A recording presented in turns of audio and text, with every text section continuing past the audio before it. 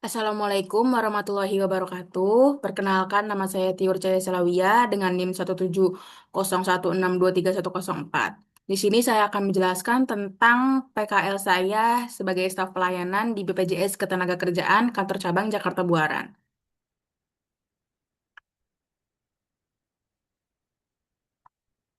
Yang pertama ini ada latar belakang. Jadi, Prodi Pendidikan Ekonomi itu berfokus pada pengelolaan sumber daya manusia dan peningkatan kesejahteraan sosial, di mana perlindungan tenaga kerja melalui jaminan sosial itu menjadi instrumen makroekonomi penting untuk menjaga stabilitas dan juga menjaga kemiskinan. Nah, kehadiran BPJS Ketenagakerjaan ini memberikan ruang bagi saya untuk melihat langsung implementasi teori ekonomi melalui praktek kerja nyata sebagai staf pelayanan. Pelaksanaan program PKL ini secara umum itu bertujuan untuk mengembangkan keterampilan teknis dan komunikasi saya dalam mengelola administrasi pelayanan jaminan sosial sekaligus menjembatani kesenjangan antara teori yang dipelajari di kelas dengan realitas di dunia kerja. Berikut adalah profil tempat saya PKL kemarin, yaitu di BPJS Ketenagakerjaan Kantor Cabang Jakarta Buaran. Jadi BPJS atau Badan Penyelenggara Jaminan Sosial Ketenagakerjaan itu adalah badan hukum yang bertanggung jawab langsung kepada Presiden Republik Indonesia untuk memberikan perlindungan jaminan sosial kepada seluruh tenaga kerja. BPJS Ketenagakerjaan ini tuh punya 5 program utama. Yang pertama itu ada JKK, Jaminan Kecelakaan Kerja, ada jaminan hari tua atau JHT, jaminan pensiun itu JP, jaminan kematiannya itu JKM, dan yang terakhir itu adalah jaminan kehilangan pekerjaan atau JKP. Nah, berikut adalah ruang lingkup pekerjaan yang saya lakukan selama saya magang di BPJS Ketenagakerjaan.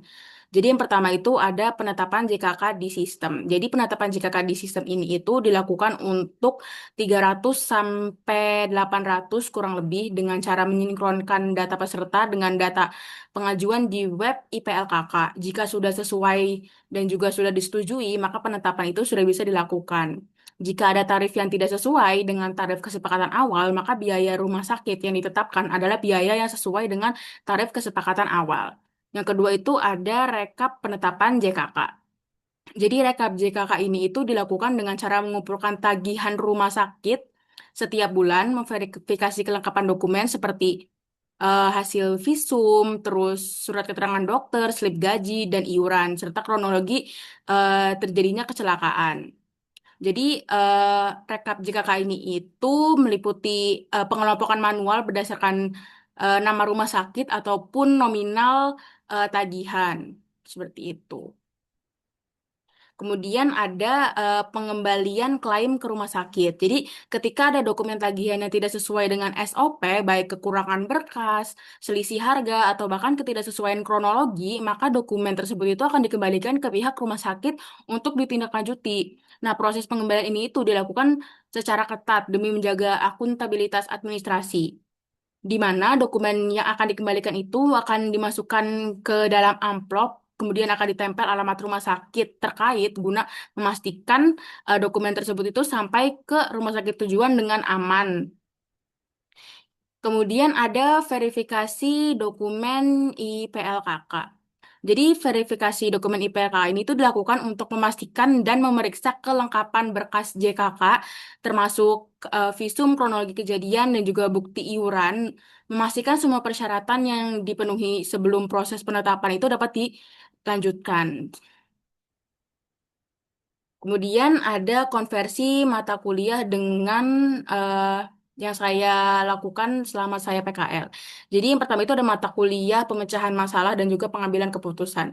Jadi selama saya PKL itu saya membantu mengidentifikasi kendala dalam dokumen klaim JKK seperti berkas tidak lengkap, tarif tidak sesuai, atau kronologi kejadian yang tidak sinkron. Setelah itu, saya membantu menentukan tindak lanjut apakah dokumen ini dapat langsung diproses atau perlu dilengkapi lagi atau mungkin harus dikembalikan ke rumah sakit. Kemudian ada mata kuliah yang kedua itu ada kreativitas dan inovasi. Saya membantu merekap data klaim menggunakan spreadsheet agar proses pengecekan itu bisa tertracking. Nah, dalam rekap ini itu eh, rekap ini itu bisa membantu staf dan juga karyawan untuk mengetahui status dokumen yang sudah ditetapkan.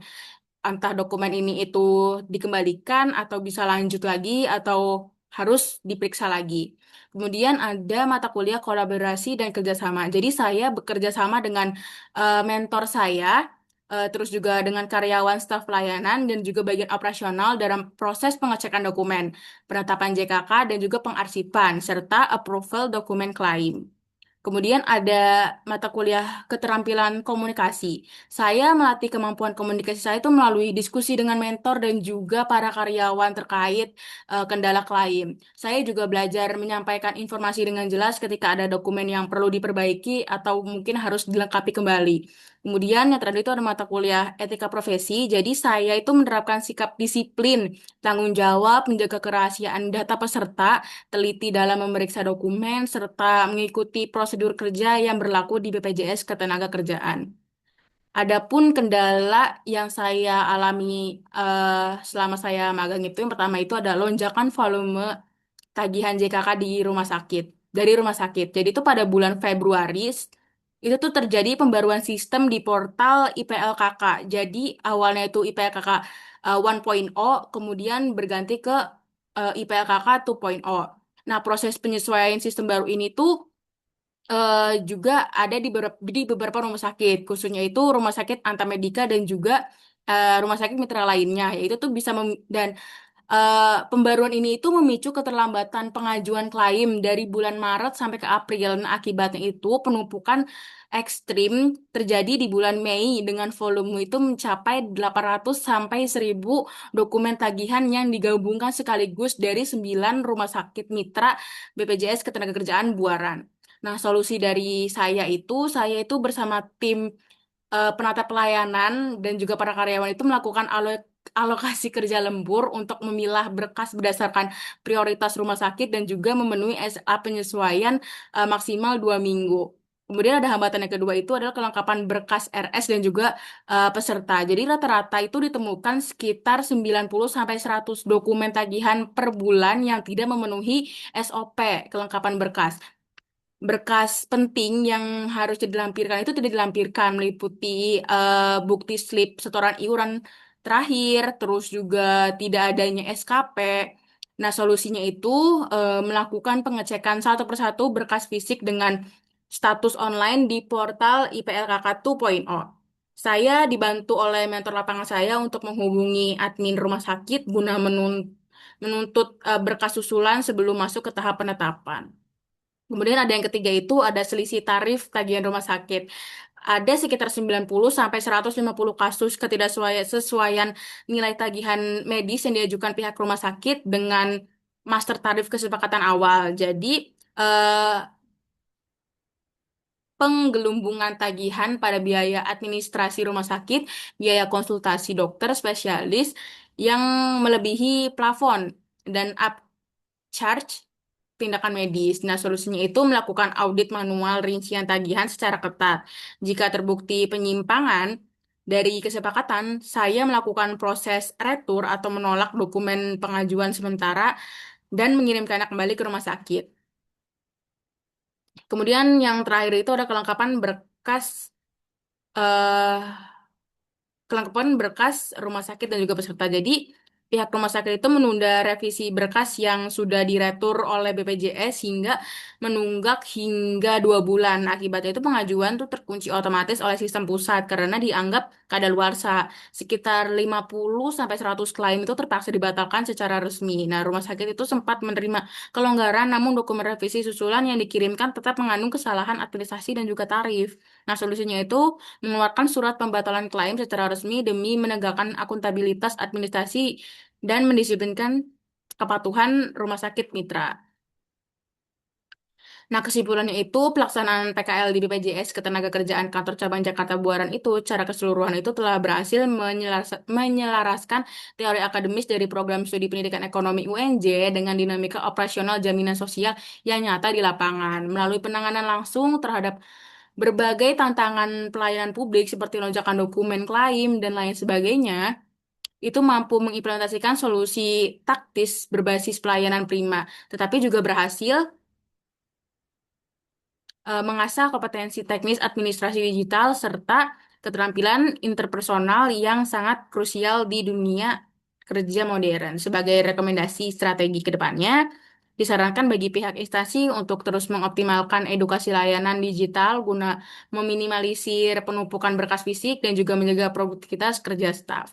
Sementara itu, bagi pihak program studi diharapkan dapat terus memperkuat integrasi kurikulum berbasis teknologi administrasi yang relevan dengan kebutuhan industri saat ini dan bagi mahasiswa selanjutnya agar dapat memperdalam regulasi dasar ketenagakerjaan serta menyiapkan ketelitian kerja demi memberikan kontribusi yang jauh lebih maksimal.